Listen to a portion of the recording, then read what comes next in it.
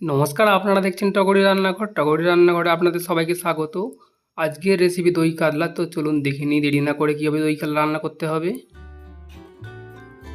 প্রথমে আমরা মাছগুলোকে ভালো করে ধুয়ে তার উপরে অল্প পরিমাণ নুন ও সামান্য হলুদ দিয়ে ভালো করে মেখে নেব। ঠিক এইভাবে মেখে নেবেন আপনার মাছগুলো।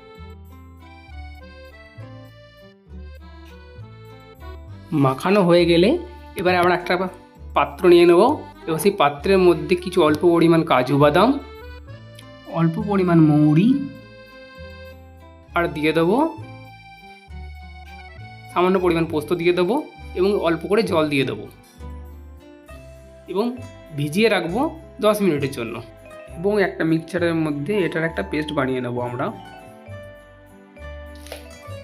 এরপর আমরা গ্যাসটাকে জ্বেলে নেব। আপনারা চাইলে আমরা উড়ানো রান্না করতে পারবেন। এবং এই কড়ার মধ্যে দিয়ে দেবো অল্প পরিমাণ সরষের তেল। আমি এই রান্নার জন্য সরষের তেল ব্যবহার করেছি, আপনারা চাইলে অন্য তেলও ব্যবহার করতে পারেন। কড়া গরম হয়ে গেলে গরম তেলের মধ্যে আমরা মাছগুলোকে দিয়ে দেবো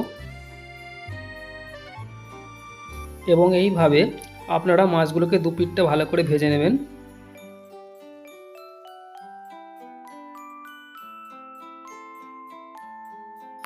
মাছ ভাজা হয়ে গেছে, এবার একটা পাত্রের মধ্যে আমরা মাছগুলোকে তুলে নেব। মাছগুলোকে সাইডে রেখে দেবো এবং এর ফাঁকে একটা আমরা মশলা রেডি করে নেব। দেখুন আমি কি নিচ্ছি। নিয়ে নেব অল্প পরিমাণ রসুন, অল্প পরিমাণ আদা, দুটো কাঁচা লঙ্কা এবং অল্প ধনেপাতা।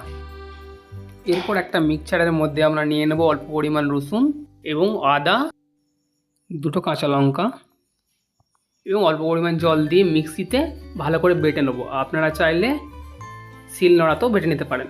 ঠিক এইভাবে আপনারা বেটে নেবেন যেভাবে আমি বেটে নিয়েছি। এরপর নিয়ে নেব কিছু পেঁয়াজ এবং পেঁয়াজগুলো এইভাবে ঠিক ছোটো ছোটো করে কেটে নেব, ঠিক যেভাবে কেটে নিয়েছি। এবং এই পেঁয়াজগুলোকে আমি একটা মিক্সচারের মধ্যে পেস্ট বানিয়ে নেব। আপনারা চাইলে শিল নোড়াতেও বেটে নিতে পারেন। ঠিক এইভাবেই বেটে নেব, ঠিক যেভাবে আমি বেটে নিয়েছি আপনারা এইভাবেই বেটে নেবেন। এরপর আমরা গ্যাসের মধ্যে কড়া বসিয়ে দেবো এবং কড়ায় দিয়ে দেবো সরষের তেল এবং তার মধ্যে দিয়ে দেবো দুটো এলাচ, দুটো শুকনো লঙ্কা, তেজপাতা, লবঙ্গ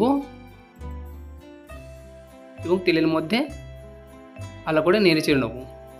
এর ফাঁকে অল্প পরিমাণ নুন দিয়ে নেবো, সামান্য নুনটা আপনারা একটু বুঝিয়ে দেবেন। এরপর আমরা দিয়ে দেবো এর মধ্যে সেই বেটে রাখা পেঁয়াজ বাটাগুলো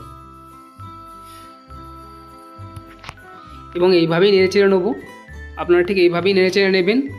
ততক্ষণ আমরা নাড়তে থাকবো যতক্ষণ না এর মধ্যে দিয়ে একটা তেল ছেড়ে আসছে। এরপর আমরা দিয়ে দেবো আদা রসুন বাটার যে পেস্টটা ছিল সেটা এর মধ্যে দিয়ে দেবো এবং দিয়ে ভালো করে নেড়ে চেড়ে নেবো।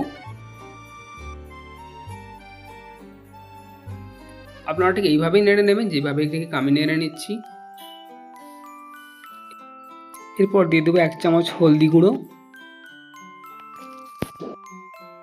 এরপর দিয়ে দেবো গুঁড়ো লঙ্কা 1 চামচ।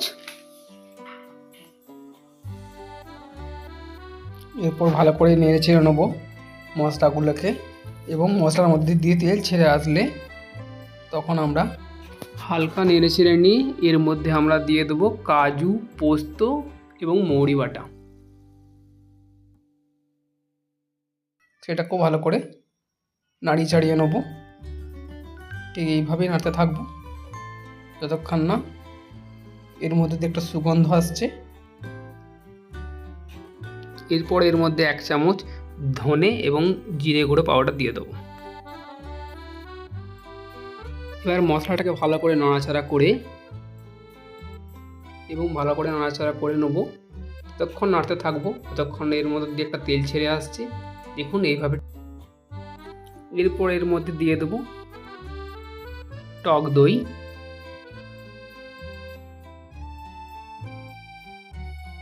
এবং মশলাটাকে ভালো করে আবার নাড়াচাড়া করে নেব।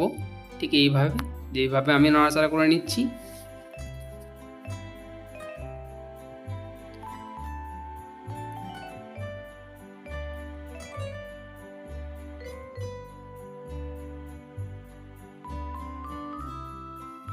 দিয়ে দেব স্বাদ মতো নুন,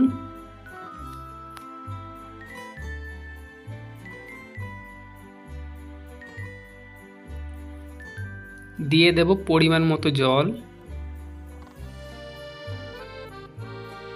এরপর আমরা এটা 5 মিনিটের জন্য ফুটতে দেব। এবার এর মধ্যে দিয়ে দেবো ভেজে রাখা মাছগুলো।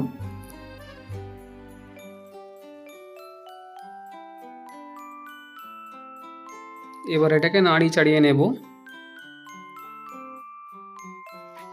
এরপর একটা ঢাকনা দিয়ে এটাকে ঢেকে দেব এবং রেখে দেবো 10 মিনিটের জন্য। ফিরে এলাম 10 মিনিট পর। এবার দেখে নেবো ঢাকনাটা খুলে।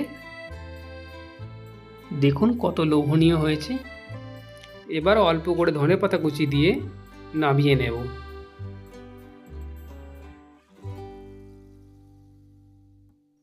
দেখুন কত সুন্দর হয়েছে, কতটা লোভনীয়।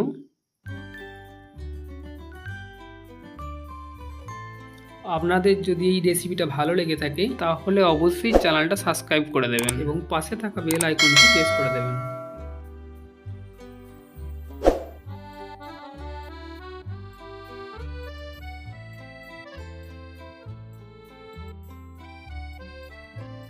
হয়ে গেল গরম গরম দই কাতলা রান্না হয়ে গেছে।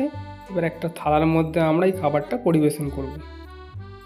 ভিডিওটা এখানেই শেষ করলাম। দেখা হচ্ছে পরবর্তী ভিডিওতে। আপনারা সবাই ভালো থাকবেন।